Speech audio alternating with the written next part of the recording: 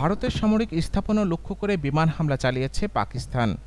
১৫টি ভারতীয় শহরে লক্ষ্য করে ব্যর্থ হামলার চেষ্টার কয়েক ঘণ্টার মধ্যেই পাকিস্তান জম্মু কাশ্মীরের বিভিন্ন সীমান্তবর্তী এলাকা ও সামরিক ঘাঁটিতে ব্যাপক গোলাবর্ষণ চালিয়েছে।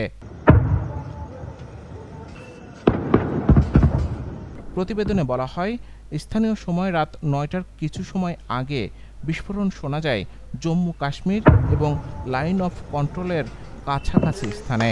বিস্ফোরণের সাথে সাথেই বিদ্যুৎ বিচ্ছিন্ন হয়ে পড়ে পুরো এলাকা।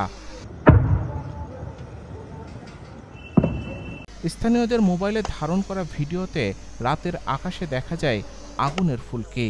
ভারতের দাবি, সীমান্তবর্তী এলাকা লক্ষ্য করে ড্রোন হামলা চালিয়েছে পাকিস্তান। তবে পাকিস্তানের ছোড়া ড্রোন সফলভাবে ভূপাতিত করার দাবিও জানায় দিল্লি। দুই দেশের সামরিক উত্তেজনার প্রভাব পড়েছে ক্রিকেটেও। নিরাপত্তা শঙ্কায় মাঝপথে পরিত্যক্ত হয়েছে আইপিএলের ম্যাচ। কাশ্মীরের পেহেলগামে সন্ত্রাসী হামলার শোধ নিতে ভারত বুধবারের প্রথম প্রহরে পাকিস্তান ও পাকিস্তান নিয়ন্ত্রিত কাশ্মীরে ক্ষেপণাস্ত্র হামলা চালায়।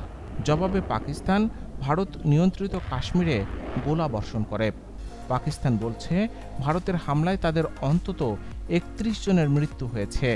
অন্যদিকে ভারত নিয়ন্ত্রিত কাশ্মীরে অন্তত ১৫ জন নিহত হওয়ার তথ্য দিয়েছে দেশটির পুলিশ। ভারতীয় সেনাবাহিনীর অন্তত ৬টি যুদ্ধবিমান ভূপাতিত করার দাবি করেছে পাকিস্তান সেনাবাহিনী। তবে ভারত নিয়ন্ত্রিত কাশ্মীরে ৩টি যুদ্ধবিমান বিধ্বস্ত হওয়ার তথ্য দিয়েছে রয়টার্স। ভারতের তরফ থেকে এ বিষয়ে কিছু বলা হয়নি।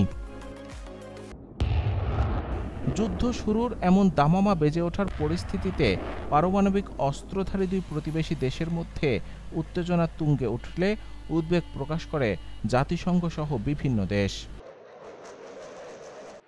দক্ষিণ এশিয়ার আঞ্চলিক স্থিতিশীলতার স্বার্থে ভারত ও পাকিস্তান উভয় দেশকে শান্ত থাকার এবং সংযম দেখানোর আহ্বান জানিয়েছে বাংলাদেশের অন্তর্বর্তী সরকার।